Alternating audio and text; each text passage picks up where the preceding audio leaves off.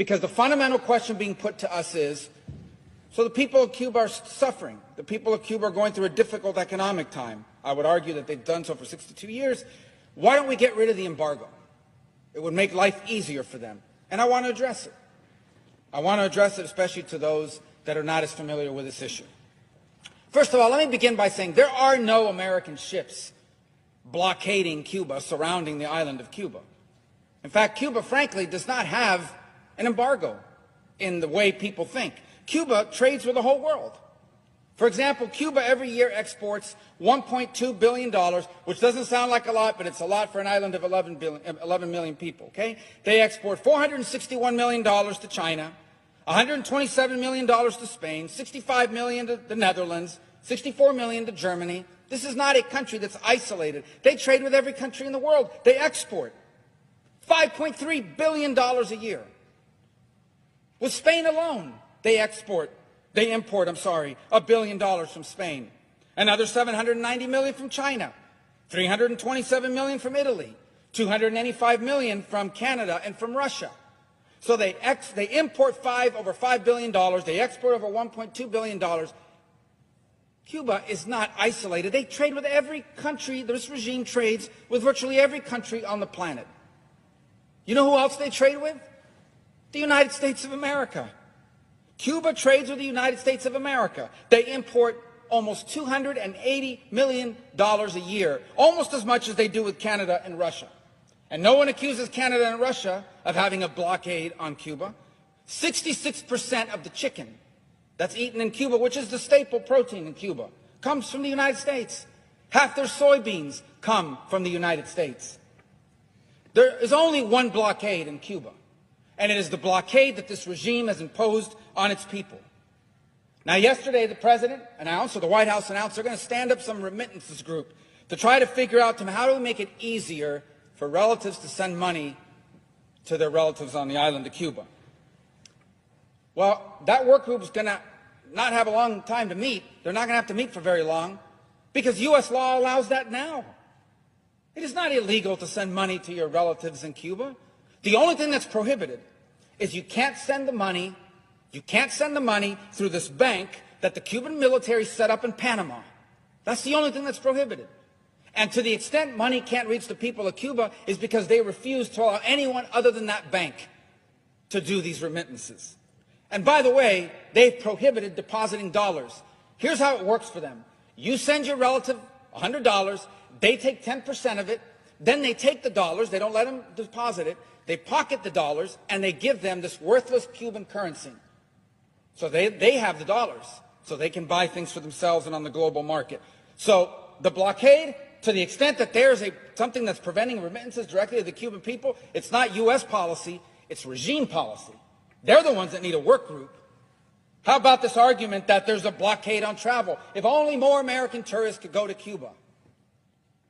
By the way, Cuba's already filled with Canadian tourists and Italian tourists that enjoy five-star accommodations. And I'll be frank, many of them go there, these sick, disgusting men that go there to hook up with a 16 or 17-year-old girl.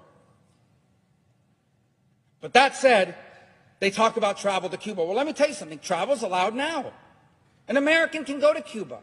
You just can't stay at a military-owned hotel or eat at a military-owned restaurant or shop at a military-owned store. You can stay at the private homes of people that rent them out on Airbnb. You can do that.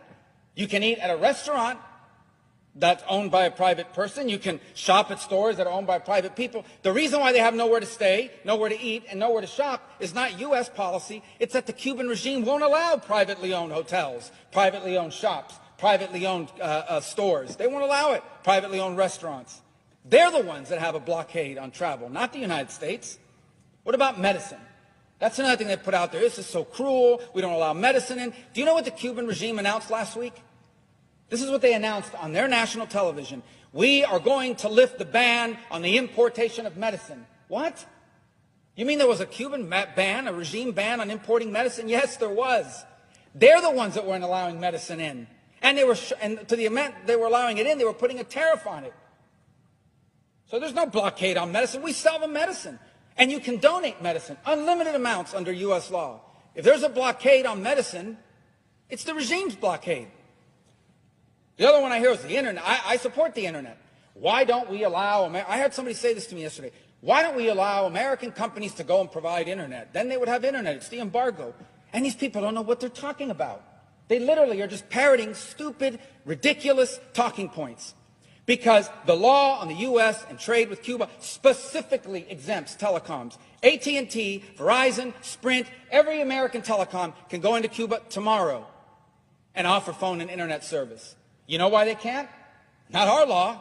It's the Cuban regime, because they want to control that. And you see a pattern here. Blockade on travel, blockade on private ownership of business, blockade on bringing in medicine, blockade on bringing in money. Why? Because the Cuban regime wants to control people. They don't want an individual Cuban to have a paycheck that they earn for themselves. They want what little you have to come from them, because if you don't do what they tell you, they can take it from you. That's what they want. They don't want you to have internet companies offered by AT&T and Sprint and Verizon and anybody else, because they want to be able to shut it off when you're saying things they don't like and things against them. Same with medicine. They use all of these things as a tool. It's hard to fathom because we live here, but they use all of it as a tool. You want medicine? Are you posting stuff on the internet? Are you saying things against the regime? Are you speaking out? Are you not participating in these acts of repudiation that we force people to do? Because if you don't, you're not going to get your medicine. And they certainly don't want the cash flowing around. They don't want independent ownership. They don't want the people of Cuba to have liberty. This is all about control.